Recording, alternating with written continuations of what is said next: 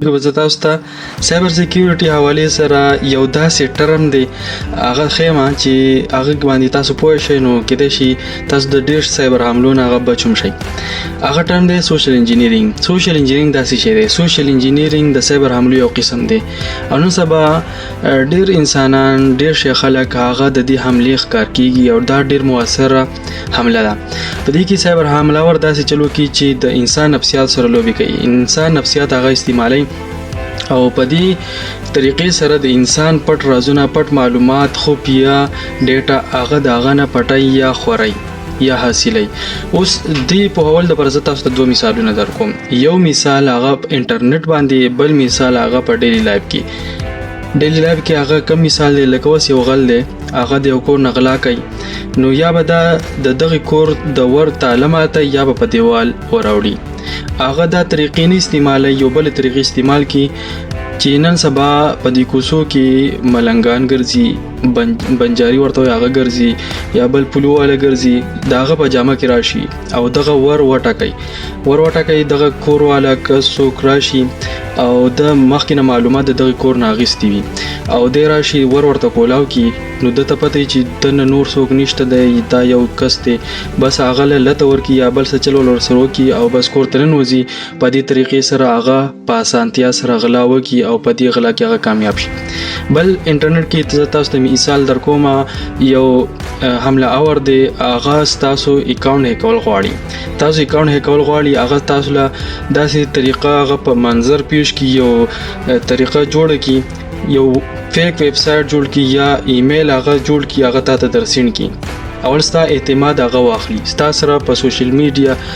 انباکس کې ستا سره خبرې وکي او ستا اعتماد هغه حاصل کی. بیا هغه تاسو چې دا سټیپ فالو کا، نمبر 1 سټیپ او نمبر 2 نمبر 3 بالکل آسان سټیپ هغه ته ورکی. ما دغه شان ویب سټ ته نوې می جوړ کړی دی، نوې کمپنی دا او زه ګیووی ورکوم یعنی انعام ورکوم. اولنې که زه د دې امبیسډر جوړ کما نو زه به هغه له دومره لکه انعام ورکوم او د توی چې اخرنی سټیپ ته فالو کا او د ذهن بیخي دوکه کی نفسیات سره لوبي وکي نو د بالکل ریډی شي چې او اوس مال ایمیل راکا چې زستا ایمیل هغه اډ کم په خپل اکاونټ کې او د خیالي چې زه د ایمیل اډ کوم د خپل پروفایل کې اډ کوم، خو د ذهن دومره دوکه شوی نفسیات د دومره مجبور کړی چې د هغه ایمیل راوړي او د خپل پروفایل کم اکاونټ یې د هغه په صحیح سیټینګ کې چې کم زینه چې یوزر نیم دا سيزونه د لاګین کوي هغه ځکه هغه د ایمیل ورکی او هغه کنفرم کی د دنه خپل اکاونټ لاړو او هیک شو. دوه معلومات شو. وس تاسو د دې سوشل انجینیرینګ حملو یو څو مثالونه درکوم. دا تاسو په حواله لپاره ما تاسو له مثالونه درکوم. یو څو مثالونه دي دا دي لکه فیشینګ ایمیل شو. فیشینګ ایمیل شو څوک تاسو ته ایمیل درسند کی او هغه ایمیل تاسو ته داسې راشي چې دا د یو بانک طرفه دی یا د فیسبوک طرفه دی یا ټوئیټر طرفه دی، دا بل داسې کمپنی ده چې هغه تاسو استعمالوي، هغه تاسو ته پته یې غټه کمپنی وي، خاصه بظاهر سره تاسو ته د ایمیل صحیح ښکاري، په دغه کې یو پټ لینک پروت دی. لینک خخ کاروي خو هغه لینک داسې وي چې پاغه باندې تاسو کلیک کړئ نو هغه ډیر اوږد یو آر ال وي، هغه اوږد یو آر ال خو دوی شارټ کړئ او دا تاسو ته بالکل صحیح ښکاري. داسې پیج ته هغه ایمیل تاسو بوزي، هغه لینک تاسو بوزي چې هغه تاسو خپل معلومات ورکړئ نو تاسو معلومات پټېدل شي، تاسو یوزر نیم پاسورډ کې تاسو هغه پټېدل شي، یا هغه لینک داسې سافټویر وي چې هغه مالویر وي، هغه تاسو خپل سیستم کې انسټال کړئ، تاسو سیستم ته نقصان ورسي یا تاسو سیستم نه خفیه معلومات هغه پټ کړي. وس بل مثال د دې د ویشنګ کې تاسو ته کال راشي، فون کال راشي او اچانکي کال وي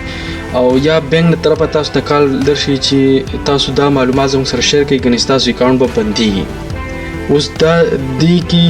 تاسو بالکل نفسیات هغه ګډوډ شي او تاسو نفسیات په وجه باندې تاسو مجبور شئ او هغه معلومات ورکړئ، خپل پین کوډ ورکړئ یا نور داسې کریډنشل معلومات هغه غوښله ورکړئ په فون کال باندې، دې ته ویشنګ ویل شي. بل دی بایټینګ کې داسې چلو چې دغه حمله اور داسې چلو کې چې یو قیمتي سیزي هغه په پبلک پلیس کې عوامي ځای وي هلته کې هغه کیږي فار ایگزامپل یو اس بي شو یو اس بي ال د کې خو دا وصل ته څوک راشي دغه یو اس بي وویني نو خامخا د یو اس بي برالي او خپل سیستم کې بیک دی نو هغه چې دغه یو اس بي راوالي خپل سیستم ته وردن کی نو د سیستم چې کم معلومات هغه د دنيسته پټ شي د ته بایټینګ ویل شي. اوس د دې سایبر حملو متاو څنګه بچ کیږي نو د ټول نه غټ احتیاط پکار دی چې تاسو کې اویرنس راشي.